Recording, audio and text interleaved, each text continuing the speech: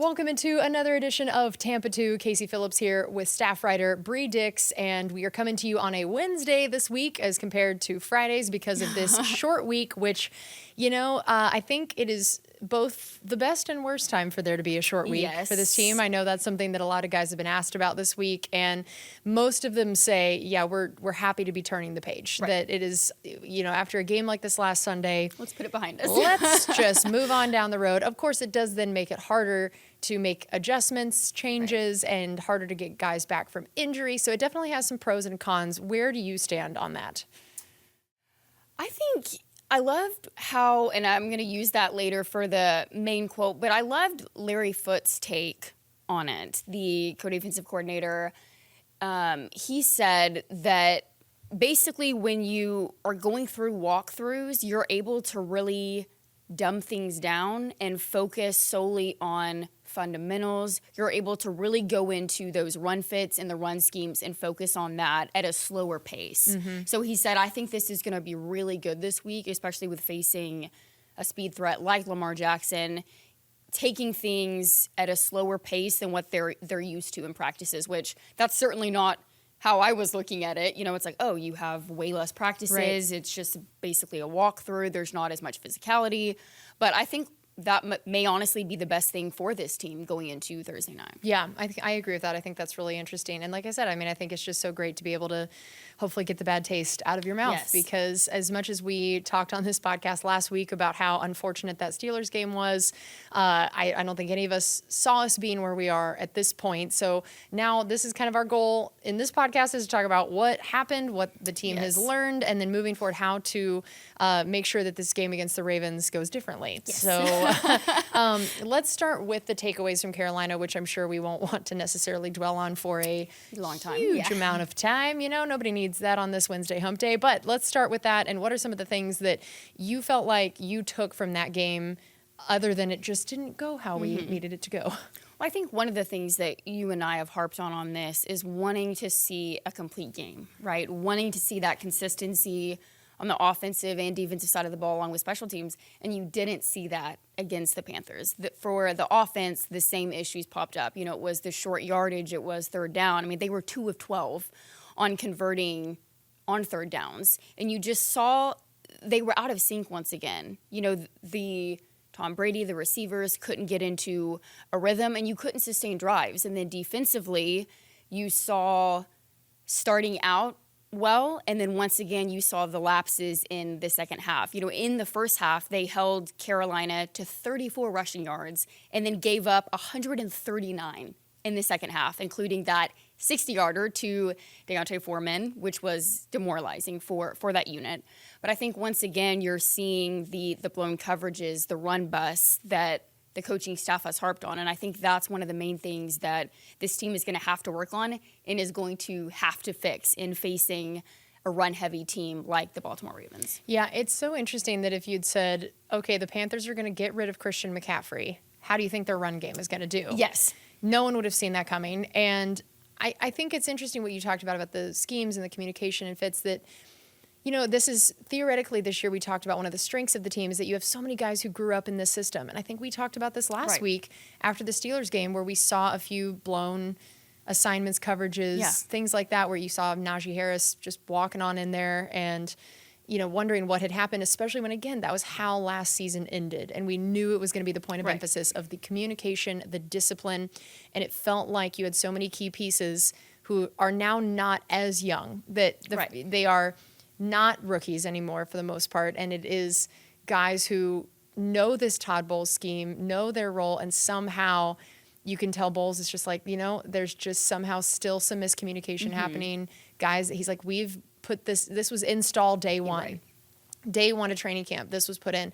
And I know on the radio show I had with him, he talked about how it's even a half a yard difference in, whether or not you're really in your run gap. And those little details, I think, are what somehow are missing. And when it comes to the actual run stopping part, we have talked about the idea that Akeem Hicks was going to be such a huge literal and figurative part of that. And to have been missing him has been tough. And now, of course, this is something we can talk about later in the show, but he did show up for the first time finally at practice after being out for a long time. I find it hard to imagine that on a short week is when he would return, but it is at least a good sign that he will be coming back shortly. So hopefully that can give a little bit of a boost to it. But yeah, this team that has been known for being absolutely dominant in run defense, to give up that many yards to a team minus Christian McCaffrey, if there was ever a wake-up call, this game was it. And for both sides of the ball. And sometimes maybe you need that. You don't want to have to need that. Right. But, as much as it's a bit of a skies falling mentality right now, I'm sure among Tampa Bay fans, you have to remember how much season there is left. And this is even where the Chiefs were last year, record-wise, and obviously that didn't hurt them in the long run. And the one perk of now there being 17 games is it is that much more that you have to play. And so there's still plenty of time for them to right the ship, and maybe this is that game that is the wake-up call of what needs to happen. Well, and I think they're kind of using the mentality that, everybody's focusing on all these things that are going wrong, the third down, the lapses on defense. But at the same time, you have to think also what the coaches are harping on, that they don't have some of the same personnel that they've had in the past. So you're going to have to win in a different way. And they're still trying to find that identity. You've had guys out. You haven't had Julio Jones. You haven't had Akeem Hicks. They're still trying to form things together. Guys coming back from injury like Chris Godwin, they're still trying to work into things, and that's going to take time. And football fans are not patient. Nope, not a patient bunch. And it's kind of also along the lines of the defense, not being able to get to the quarterback, not getting the sack numbers, the pressures. But at the same time, they haven't been able to force teams into those second and third and long situations where Todd Bowles can unleash pass rushers. Right. So I think it's just going to take time in formulating that cohesion on both sides of football. Yeah, one of the stats that's really stood out to me is the no forced turnovers in 3 games. Yes. That is not a hallmark of a Todd Bowles defense. Yes. That has not been the hallmark of this Todd Bowles defense, that they even still with that are still up there in the league in forced turnovers. Now, granted, almost all of them came in one game, but I think just the fact that now it's been 3 games and there's so many elements to it. It's getting the pressure to force either the sack fumble or to force an errant throw, and then being where you are supposed to be to take advantage of those things. There's a lot of does the ball bounce the way you want it to, or whatever. There are a lot of fluky things about it, but man, after 3 games, it's starting to feel like, okay, there needs to be some more aggressive things, because that's what also can really help your offense get into a better place of better field position, or even just taking some of that burden off both sides of the ball, that just some of those game-changing plays have been missing. And that's when a game turns into a slog, right? When you're constantly having to try to do these 12 and 14 play drives of, getting all the way down the field, and just everything feels like so much work. And if you're then not getting off the field on third down, the defense is out there a long time. I think they just need a couple big plays, either, the big play to Mike Evans to start the game or one big turnover, something along those lines. It's really impactful in terms of just the feel of a game that can start to feel like a slog. Well, and I think even Larry Foote was saying for Shaq Barrett, he's been consistent. There's been times he's come off the block, he's beaten the one-on-one, he's getting there, and the ball's already gone. They're going against really short passing attacks to try and mitigate the Bucs' pressure. So that hasn't helped also in terms of getting the sacks, getting the forced turnovers, getting those errant throws from the pressure, because quarterbacks are immediately getting at it out of their hands on the short passing attack or the perimeter attacks. So I think too, it's partially how teams are playing the Bucs. Yeah, I did think that was important, because it's easy to just look and say, oh, maybe Shaq doesn't have the stats we thought he would. But if he's winning his matchup, that's not his fault if the ball's already gone. Yeah, so I do think that is also important to remember. Okay, so let's go ahead and look forward to this next game that is coming in quick here on a Thursday night. Keys to the game in your mind? I think we all know what is coming for that one, and that is going to be maintaining gaps and trying to limit Lamar Jackson. And notice that I said limit, because there is no way that you can completely neutralize Lamar Jackson. He is a fun player to watch. He's one of the most dynamic players in the NFL. And you cannot replicate his speed during practice in the scout team. I mean, he's completely changing the way opponents have to defend. I mean, his elusiveness in space, his ability to juke defenders. And I with mean, his size. every single time he breaks for a run, he has a chance of hitting a home run and breaking for long yardage. I mean, he is just absolutely explosive in the open field. And I mean, their whole entire system is based off his rushing ability. You know, that RPO game, getting, you know, motions, moving guys to the other side behind those counters, those pulls, and then getting him out on the other side, either whether he tucks and runs it or he hands it off to the running back.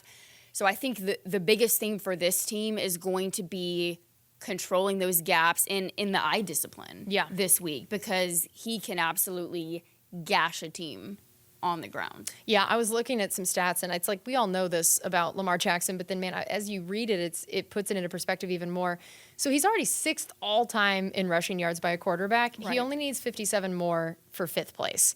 He's not been in the league that long, right? You know, and then he also, I love, his career rushing yards per game ranks number 1, and he already has 510 rushing yards this season. 510 rushing yards just by his lonesome. So then you factor in, now they've also gotten Gus Edwards back. So there's a whole other, you know, looks like he looks great. So a whole other dimension, and again, the run game, and just knowing how much that is going to demand of you up front. Right. And then I think that because of that, you know you're going to be so focused on that. Can you still stay disciplined?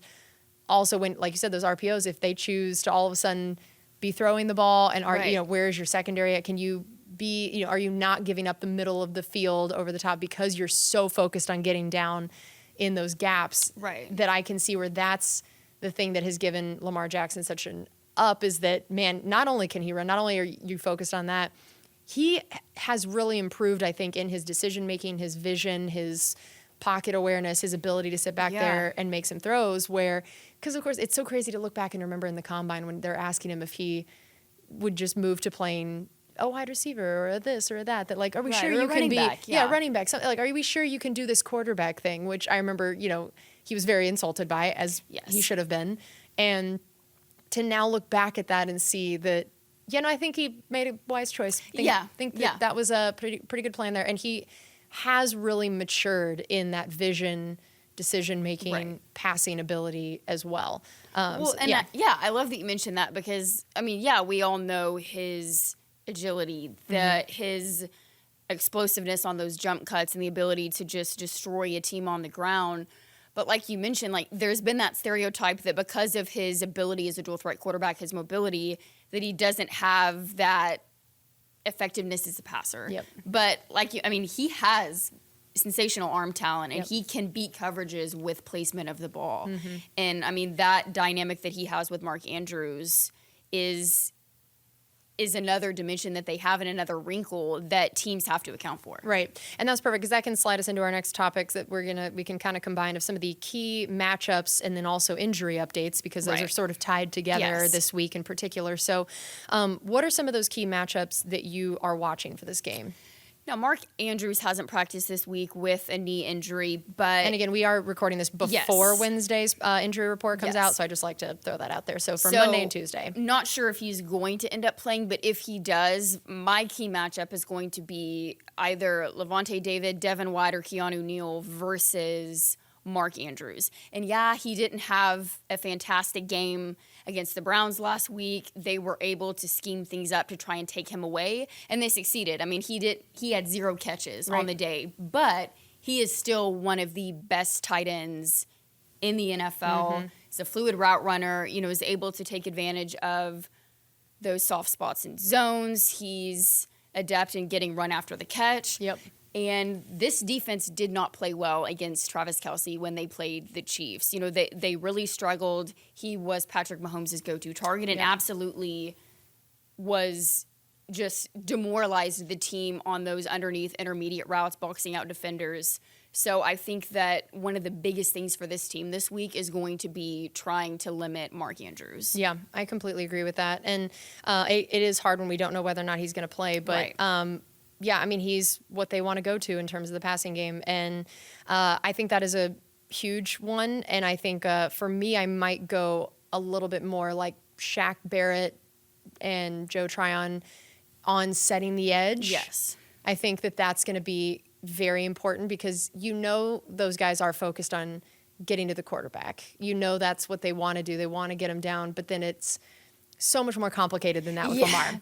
And it's are you overrunning, trying so desperately to get the sack that then you're letting him escape? Are you getting out of position? Are you putting yourself in a tough spot and ending up giving up more yards than if you had just been disciplined? And maybe you don't get the sack, but he also doesn't get the yards. That I think that is going to be an interesting thing to watch is, can you force them into some pass-only options? Right.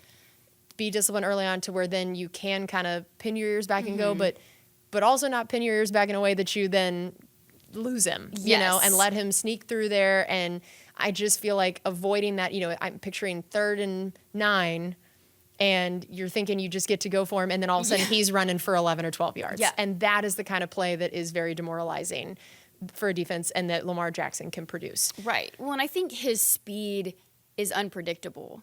No matter how much teams prepare for him, I mean, they know that he's going to run. They know his ability, but yet he still beats teams every single week. And it's because that speed is unpredictable. You can try and game plan all you want, but you get out there in the live game action and he takes off running, then you're hit in the face with what this guy can do. And I think teams have basically all but stopped blitzing the guy because, like you mentioned, if teams over pursue or they don't get him down, well, then he immediately is able to juke out of the pocket and step up into that vacated gap and hit the ground rolling. Yeah.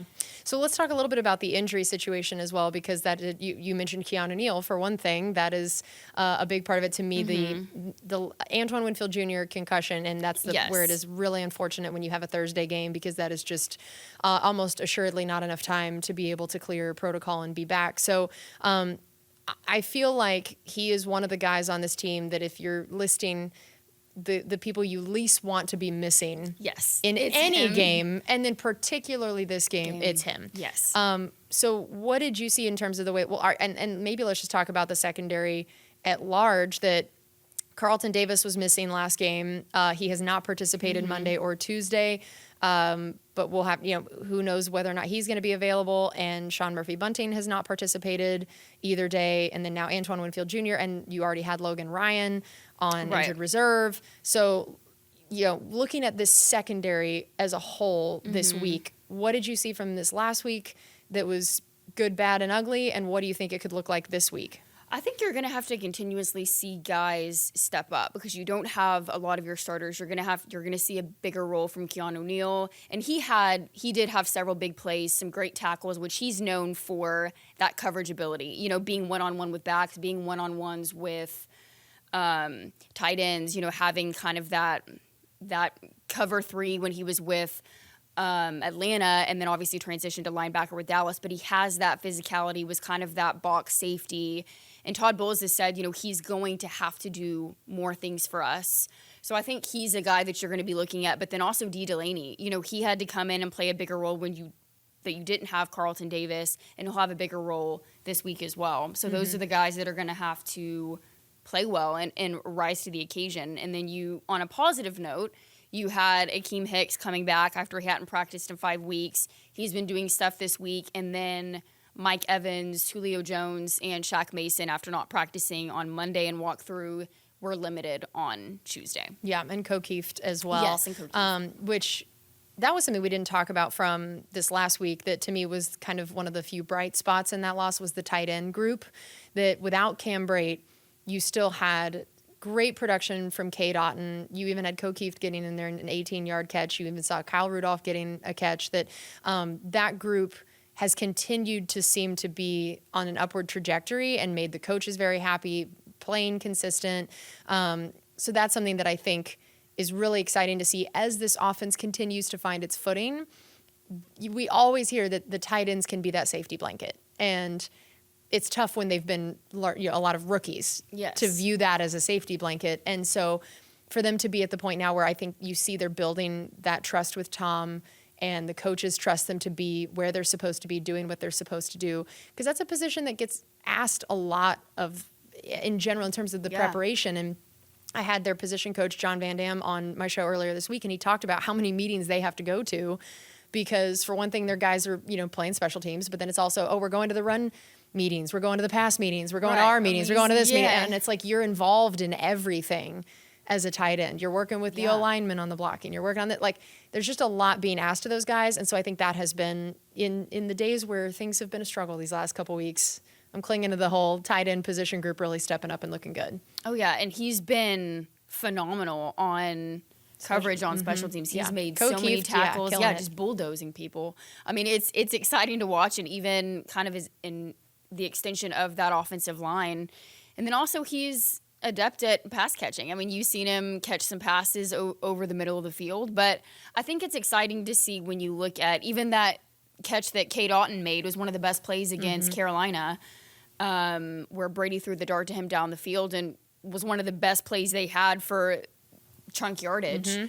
But I think, too, it's interesting when you look at tight ends coming into the league. Generally they don't immediately make an impact, right? Because there's so many intricacies that this position encompasses in the NFL, like you mentioned, with blocking, pass catching. I mean, they're asked to do so many things, but in college, it's more of just they're solely an inline blocker, or they're essentially like a large slot receiver. And then when they get to the NFL, it's wake-up call. You have to do all of the above. Right. So I think it's really encouraging to see the progress that they've made, and for Tom to immediately trust them as quickly as he's had in 2022. For sure. All right, let's go into our player to watch. Who is that for you this week?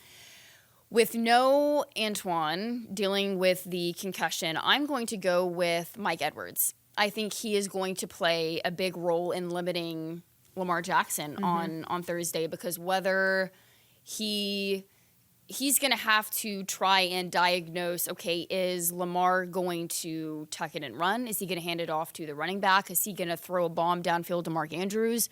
He's a guy that's going to have to make that decision and make those reads. And if it is a run, well, then he's going to have to sprint downhill and try to get into the mix for a tackle. Or if he's lined up deep and, Jackson throws it down, he's going to have to potentially be that safety deep, that last line of defense, and the guy over the top to make a play. So I think any way you look at this, he's going to have a really, really big game in limiting Lamar Jackson. So I'm going to take a bit of an unconventional choice this week, because traditionally when you look at a player to watch, we tend to pick quote-unquote skill positions, which I've always hated that term anyways. Yeah. They all take skill people. We got to figure out another term for this. But because I don't know another term currently, I'll call it that.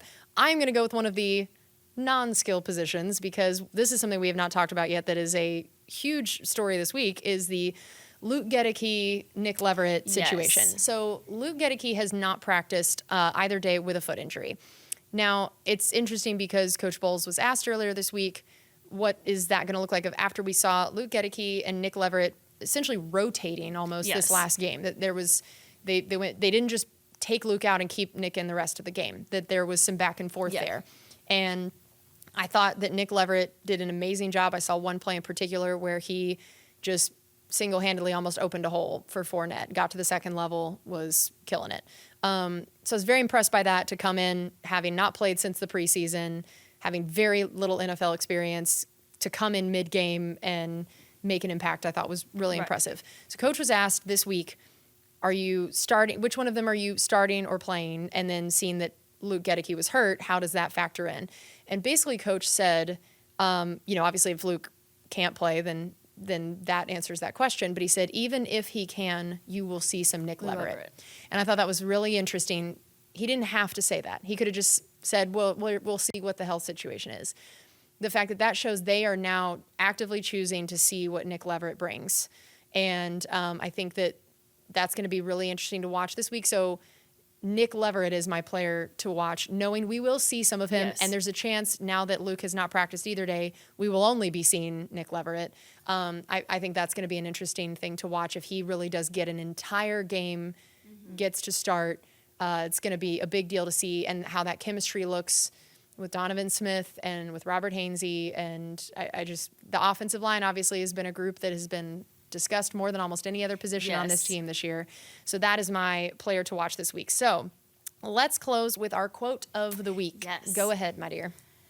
So I am going to use the quote from Larry Foote on the difficulties of having a short week and facing the Baltimore Ravens. And he said, the next couple of days we're going to walk through, so I think that will help us. It's going to be a lot slower. We can teach a different run game. We're not used to playing a quarterback that dynamic, and he's involved in the run game. I think it's going to help us out as far as it being slower, and we can do a lot more teaching. But if I had it my way, I would love a full week, but the slow pace and teaching the process are going to help us. Yep. Because I was definitely, when he said, I'd love to have the longer week, and I was like, well, Yep. Coach, yeah, count me in. That's exactly what I was thinking. But I love how he honed in on the teaching this week, going back to the basics, going back to the fundamentals of those run fits and looking at their run scheme, because you will not face a player like Lamar Jackson. Yep. This takes more discipline than almost any Yes. other game. I agree. Okay, so mine is probably the one that was most quoted in general or talked about this week. It was what Coach Bowles said immediately after the game, where he said, we've got to see what we're made of, how many people can handle adversity. It's about as dark as it's going to be, and those guys who are going to step up this week in practice, our leaders are going to lead. I just thought that that was important for him to say, because I do think sometimes after a rough game or in a rough stretch, you can hear this, everything is fine, the sky is not falling, we'll get it figured out. Right. And everybody knew it was not fine after that game. And that is not what this organization wants to be playing like. It's not what the players want. It's not what the coaches want. And for him to come out and say, like, yeah, things are dark at this moment, and this is where you see who can handle adversity. This is where you see leaders step up. And this team has a lot of leaders on it. And, I mean, you have Tom Brady, who has been through more than any other player in terms of just sheer quantity of time. Yes. He's seen all the things. But then sometimes I think because we have Brady, we forget about guys like a Levante David. And, there are so many people on this team who've been here for a long time, who have seen a lot of things. And to watch your team and say, like, coaches can yell and scream or teach until they're blue in the face. But it's going to take the players in that locker room saying no more and stepping up and not letting this become a snowball effect.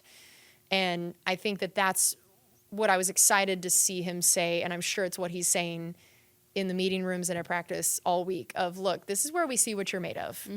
And I'm glad that it's at home. Yes. I'm glad that it is a, primetime game. And again, it's like, look, all the eyes are on you tonight. How do you respond? What are you going to do about it? Yep. How do you respond to that? And so it got me fired up. I have nothing to do with it, but I was ready. I was ready to play hard. I was like, yeah, that's right, coach. Who's going to step up? So that was my favorite quote of the week, I think. All right. Well, that is going to do it for us on this edition of Tampa 2 on a short week. We hope everybody enjoys that Thursday night football game against the Ravens, and we will be back here next week to talk about it on Tampa 2.